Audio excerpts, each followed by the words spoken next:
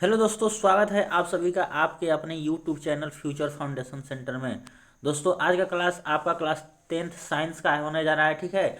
और आपका previous year ये पेपर हमने कराया जा रहा है। पेपर जो आपका प्रीवियस ईयर में जो आया है उन्हीं सभी प्रश्नों का कराएंगे, ठीक है।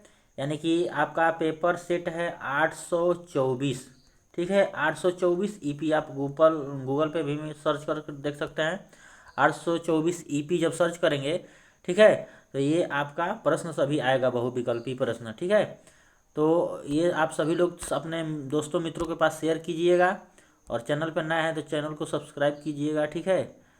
और बेल आइकन को भी प्रेस कर लीजिएगा, जिससे आने वाली नोटिफिकेशन आपको मिल सके। तो आज की वीडियो आपका बहुविकल्पी केवल होगा, ठीक है। आपका जो 20 बहुविकल्पी प्रश्न पूछता है उन्हीं सभी प्रश्नों को हम बताने जा रहे हैं। तो आप ध्यान से देखिएगा और सभी प्रश्नों को नोट डाउन करते रहिएगा, ठीक है। तो आज का पहला प्रश्न है, एक लेंस की क्षमता -2.5 डायोप्टर है। लेंस की फोकस दूरी तथा प्रकृति है। देखिए, इसमें दो टाइप का प्रश्न पूछता है, यानी कि एक अवतल लेंस के लिए और एक उत्तल लेंस के लिए, ठीक है। और अवतल दर्पण के लिए और उत्तल दर्पण के लिए यहाँ से लेंस दे रहा है, ठीक है। तो लेंस की क्षमता माइनस में दिया है, ध्यान दीजिए, -2.5 दिया है। तो माइनस से ही हमको ये क्लियर हो जा रहा है कि यह लेंस अवतल होगा, ठीक है। क्या होगा, हमको हमारा लेंस जो होगा अवतल होगा। तो ऑप्शन ए या सही होगा, और नहीं तो ऑप्शन सी सही होगा, ठीक है। अब हमारा बी ऑप्शन गलत हो गया और डी ऑप्शन, ठीक है। दो ऑप्शन बचा। और हमारा लेंस का क्षमता का जो सूत्र होता है P=1/f होता है। और जहाँ f क्या दिया रहता है, मीटर में दिया रहता है। f किस में दिया रहता है, मीटर में, ठीक है। तो आप यहाँ से अगर f बराबर निकालेंगे तो आपका आ जाएगा 1/p, ठीक है। यानी 1/-2.5, यानी 1 में 0.25 से आपको भाग देना है। तो जो भी आएगा माइनस में आएगा रिजल्टेंट, ठीक है। तो आप 10 से ऊपर नीचे क्या करेंगे, गुणा कर देंगे, ठीक है। 10 से जब ऊपर नीचे गुणा करेंगे तो 10/25 हो जाएगा, ठीक है। 5×10 और 5 आया 25, इसमें आप भाग दीजिएगा, ठीक है। तो आ जाएगा आपका -0.4, ठीक है। और ये आपका -0.4 मीटर होगा, ठीक है। और जबकि हमारा जो आंसर दिया है ऑप्शन में सेंटीमीटर में दिया है, तो इसको क्या करेंगे, 100 से गुणा करेंगे तो हमारा आ जाएगा 40 सेंटीमीटर, ठीक है। यानी कि माइनस में 40 सेंटीमीटर। जबकि माइनस हमने क्या बताया है कि यह केवल अवतल लेंस को प्रदर्शित कर रहा है। अवतल लेंस की फोकस दूरी जो होती है माइनस में होती है, इसलिए आपका ऑप्शन ए इसका क्या होगा, करेक्ट होगा, ठीक है। ऑप्शन ए क्या होगा, करेक्ट होगा। अगर यही प्लस में आता तो 40 सेमी उत्तल लेंस हो जाता उसका, ठीक है। माइनस से हमें केवल लेंस का प्रकृति हमको क्या हो रही है, पता हो जा रही है, ठीक है। तो दूसरा नंबर प्रश्न है, ये सभी के सभी प्रश्न आपको बोर्ड एग्जाम में प्रीवियस 2023 में पूछे गए हैं, ठीक है। 23 में पूछे गए सभी प्रश्न हमने करा रहे हैं, और डेली एक वीडियो प्रोवाइड करते हैं आपके प्रीवियस ईयर का, और बोर्ड एग्जाम 2024 में पूछे जाने वाले प्रश्न भी बताते हैं कि 2023 में इस प्रकार से पूछा है, ओरिजिनल ये पेपर है। तो आपका इसी प्रकार से किस प्रकार और प्रश्न बन सकते हैं जो आपको 2024 बोर्ड में पूछेगा, ठीक है। तो इन सभी प्रश्नों को आप ध्यान से देखिएगा, वीडियो को अंत तक भी देखिएगा, स्किप मत कीजिएगा, ठीक है। कौन जानता है कि इस स्किप को, जिसको स्किप करेंगे वही शायद आपके बोर्ड पेपर में मिल जाए, और आपसे ना हो तो क्या होगा, आपका मार्क कम हो जाएगा, ठीक है। तो आप स्किप मत कीजिएगा, पूरा वीडियो को देखिएगा। यदि वैद्युत शक्ति P तथा प्रतिरोध R से व्यक्त होता है, ठीक है, तब वैद्युत धारा व्यक्त होती है। यानी वैद्युत धारा का मान पूछ रहा है कि अगर वैद्युत शक्ति को हमने P से प्रदर्शित करता है और प्रतिरोध को R से प्रदर्शित करें तो I बराबर हमारा क्या होगा। I बराबर फार्मूला पूछ रहा है, ठीक है। जबकि P R और I में संबंध हम देखेंगे, P और R I में, तो P बराबर देखिए कितना सूत्र होता है, V/I। क्या होता है, P बराबर V/I होता है, और होता है आपका I² फिर होता है V²/R। इतना आपका क्या होता है, सूत्र होता है। तो आप इसका संबंध इससे निकालेंगे तो I बराबर आपका आ जाएगा, ठीक है, P/R। क्या आ जाएगा, P/R। यानी कि P/R रूट में ही क्या होगा, आपका करेक्ट होगा। यानी कि ये स्क्वायर है तो तो स्क्वायर जब इधर जाएगा तो ये रूट में हो जाएगा, तो रूट में p/r आ जाएगा। ठीक है, तो ऑप्शन क्या है आपका सी करेक्ट है, p/r। ठीक है, p/r आपका क्या होगा, ऑप्शन करेक्ट होगा। आइए अब अगला प्रश्न देखते हैं, 3 नंबर। ठीक है, 3 नंबर प्रश्न आपका बहुत ही अच्छा है, जो बार बार बोर्ड एग्जाम में आपको पूछता है। प्रकाश की चाल माध्यम 1 व माध्यम 2 में क्रमशः V1 तथा V2 है। यानी कि माध्यम 1 में और माध्यम 2 में प्रकाश की चाल क्रमशः दिया है, माध्यम 1 का V1 और माध्यम 2 में V2। ठीक है, तब माध्यम 1 का अपवर्तनांक माध्यम 2 के सापेक्ष होगा, यानी कि 1 और 2 बराबर पूछ रहा है। तो देखिए, पहले माध्यम के सापेक्ष दूसरे माध्यम का अपवर्तनांक बराबर होता है पहले माध्यम में प्रकाश की चाल और दूसरे माध्यम में प्रकाश की चाल। और पहले माध्यम में प्रकाश की चाल V1 दे रहा है तो V1 हो जाएगा, और दूसरे माध्यम में प्रकाश की चाल V2, यानी कि V1/V2 आपका आंसर होगा, यानी ऑप्शन ए आपका क्या होगा, करेक्ट होगा। आंसर ए आपका क्या होगा, V1/V2 आपका क्या होगा, ऑप्शन करेक्ट होगा, ये नंबर। ठीक है, आइए अब अगला प्रश्न देखते हैं। अगला प्रश्न है, इनमें से कौन सा कथन असत्य है, यानी कि गलत है। ठीक है, इनमें से कौन सा कथन असत्य है। ठीक है, चुंबकीय क्षेत्र रेखाएं चुंबक के उत्तरी ध्रुव से प्रकट होती हैं, यानी कि चलती हैं।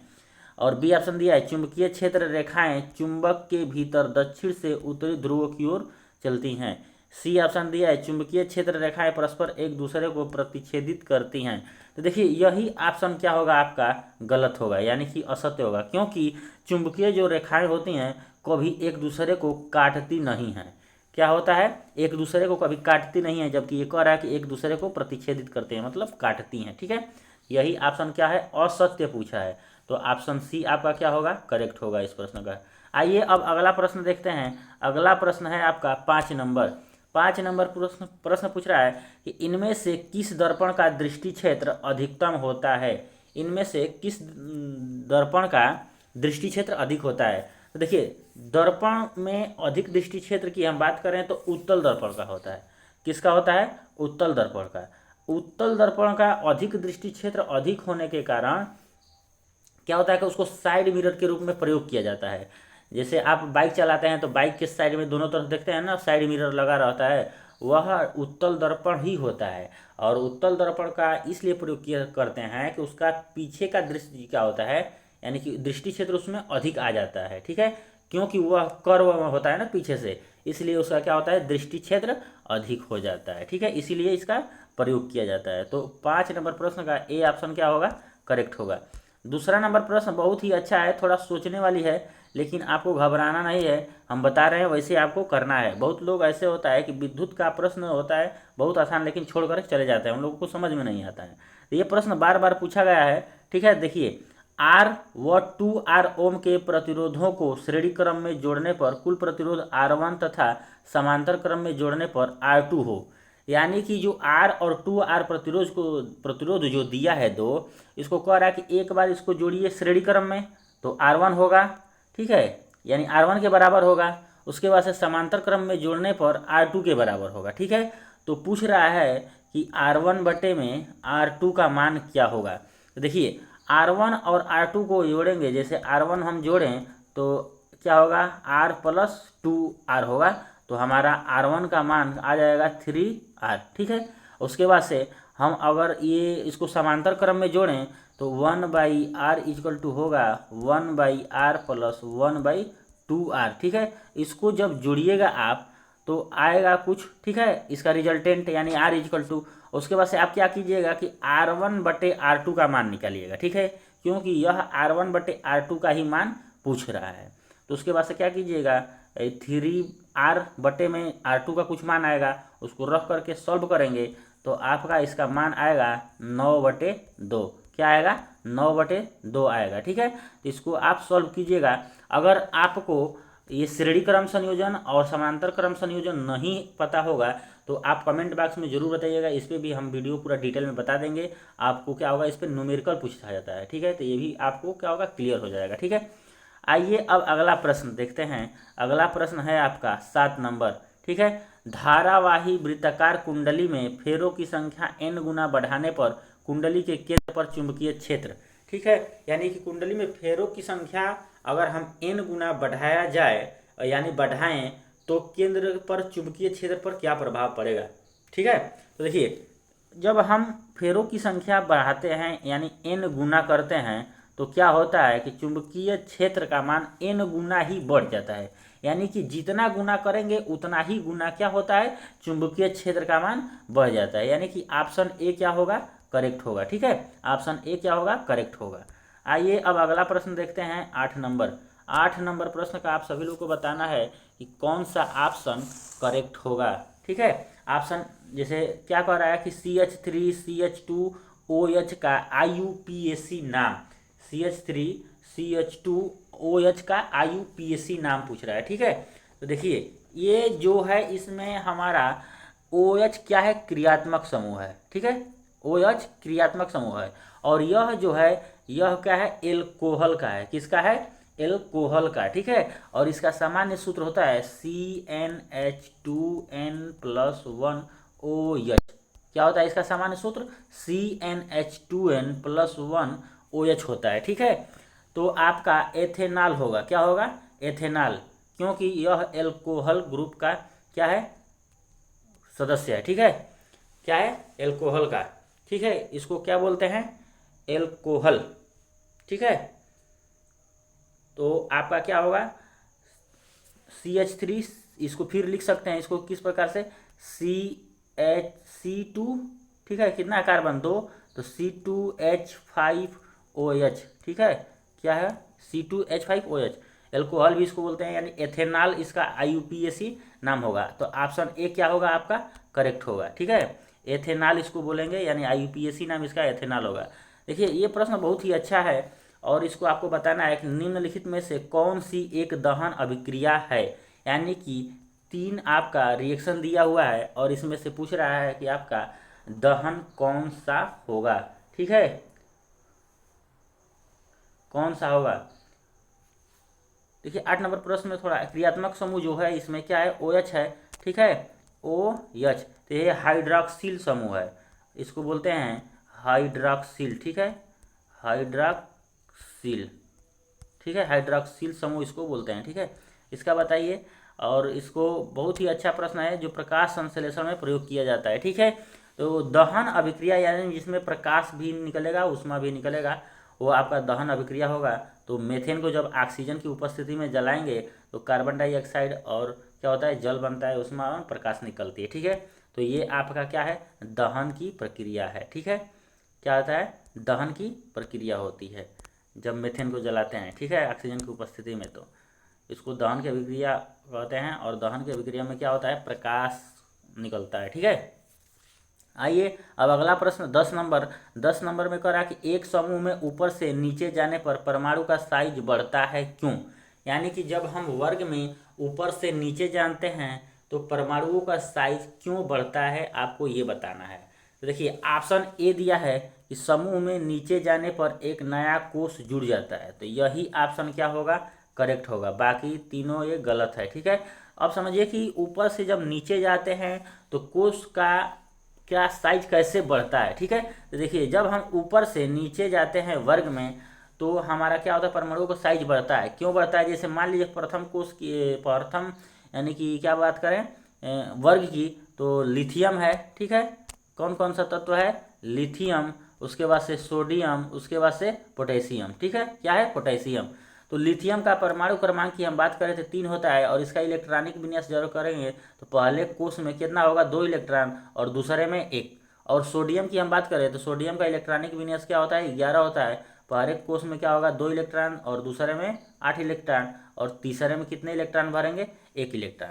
उसी प्रकार से हम पोटेशियम को देखें तो पोटेशियम का परमाणु क्रमांक कितना होता है, 19। और इसका इलेक्ट्रॉनिक विन्यास करें तो पहले कोष में 2 इलेक्ट्रॉन, दूसरे में 8 इलेक्ट्रॉन और तीसरे में 8 इलेक्ट्रॉन और चौथे में 1 इलेक्ट्रॉन। तो देखिए इसमें कितने कोष थे, 1 2, ठीक है। इसमें बढ़ गया 3, उसके बाद से इसमें बढ़ गया 4। यानी कि जब हम ऊपर से नीचे जा रहे हैं तो क्या है, परमाणु का साइज बढ़ रहा है क्योंकि नए कोष की क्या हो रही है, वृद्धि हो रही है, नए कोष एक जुड़ जा रहा है इसीलिए, ठीक है। तो ऑप्शन ए होगा करेक्ट, क्योंकि नए कोष जुड़ जाते हैं इसलिए परमाणुओं का साइज बढ़ता जाता है। ठीक है, आइए अब अगला प्रश्न है 11 नंबर। 11 नंबर प्रश्न है आपका प्लास्टर ऑफ पेरिस का रासायनिक सूत्र। यह प्रश्न बहुत बार पूछता है। ठीक है, क्या होता है, बहुत बार पूछता है। ठीक है, क्या होता है, बहुत बार पूछता है। ठीक है, और इसका आपको क्या बताना है, रासायनिक सूत्र। तो देखिए प्लास्टर ऑफ पेरिस की बात करें तो CaSO4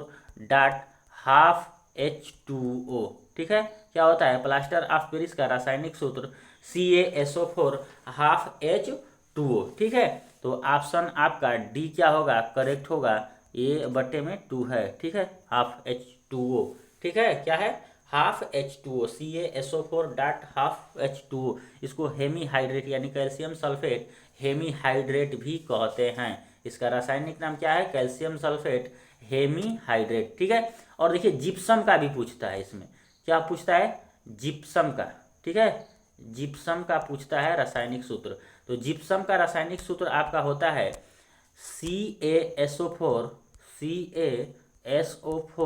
डॉट 2H2O। क्या होता है, 2H2O होता है, यानी कि दो क्या होते हैं, जल के इसमें अणु होते हैं, जबकि प्लास्टर ऑफ पेरिस में आपका आधा जल के अणु होते हैं। ठीक है, इसको भी आप ध्यान में रखिएगा, ये भी प्रश्न आपको बार बार पूछता है। अब 12 नंबर प्रश्न है शुद्ध जल का पीएच मान होता है, यानी कि शुद्ध जल जो होता है, शुद्ध जल में क्या होता है, विद्युत धारा प्रवाहित नहीं होती है। ठीक है, और शुद्ध जल की हम बात करें तो शुद्ध जल का पीएच मान 7 होता है। क्या होता है, शुद्ध जल का पीएच मान 7 होता है, यानी कि ऑप्शन बी आपका क्या होगा, करेक्ट होगा।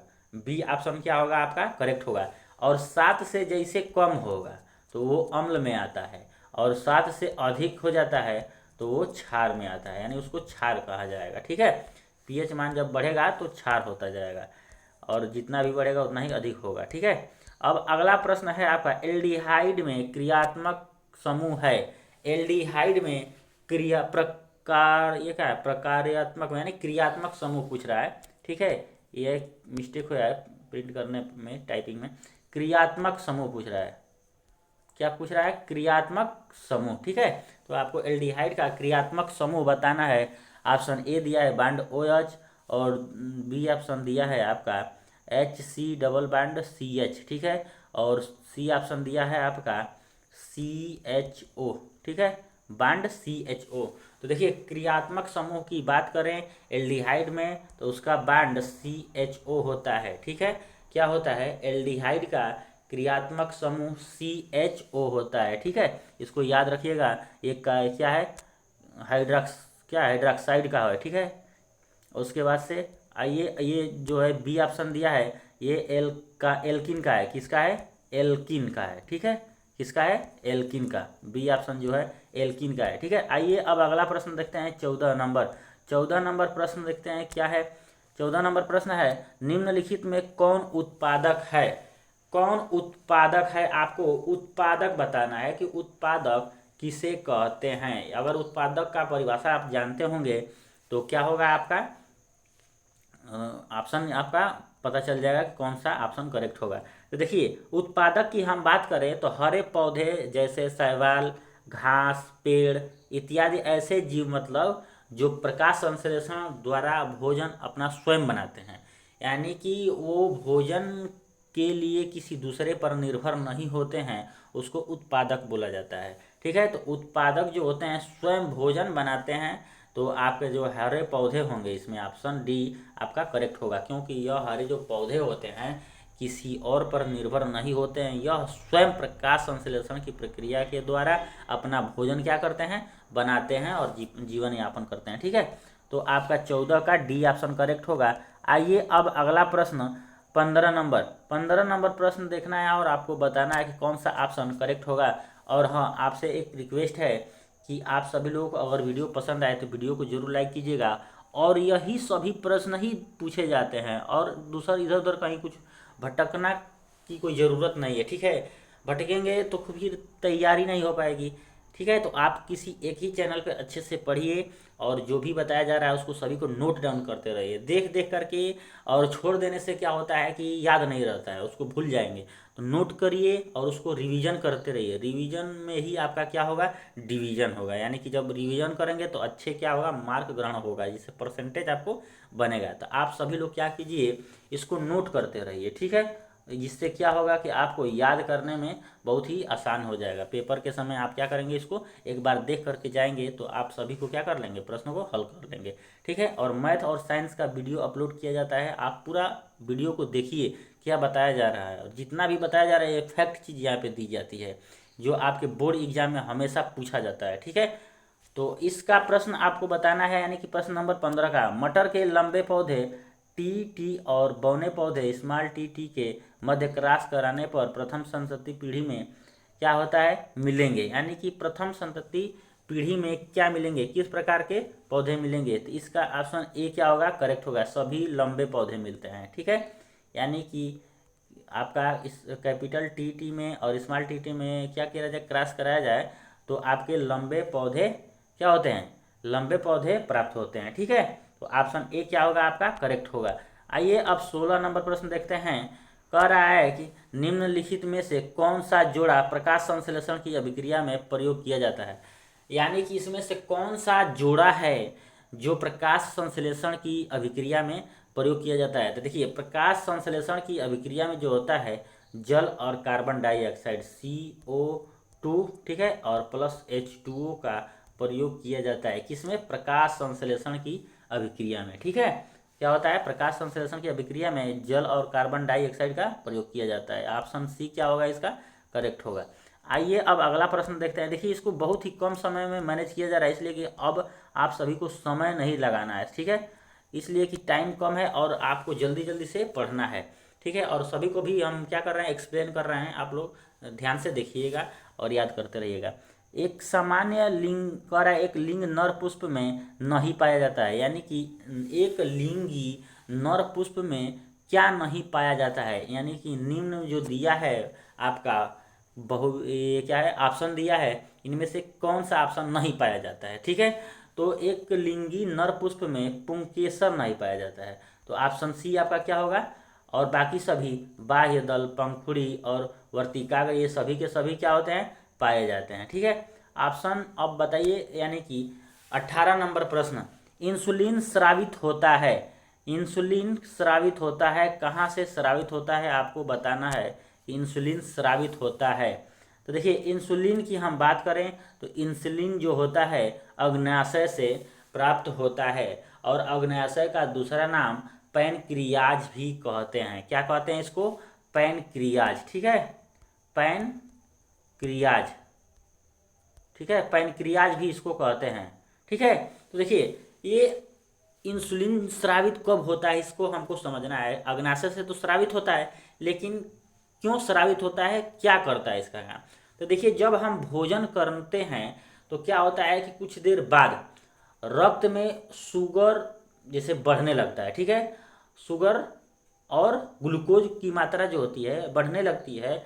उस समय ये क्या करता है कि इंसुलिन शुगर की मात्रा को कंट्रोल करने के लिए, यानी कि जब हमारा शुगर बढ़ता है, ग्लूकोज बढ़ता है, तो उसकी मात्रा को कंट्रोल करने के लिए यह स्रावित होता है, क्या, इंसुलिन, ठीक है। क्या होता है, शुगर की मात्रा को कंट्रोल करने के लिए इंसुलिन क्या होता है, स्रावित होता है, ठीक है। तो आइए अब अगला प्रश्न देखते हैं। अगला प्रश्न 19 नंबर है, जैव विकास के सिद्धांत को प्रतिपादित किया था, यानी किसने प्रतिपादित किया था।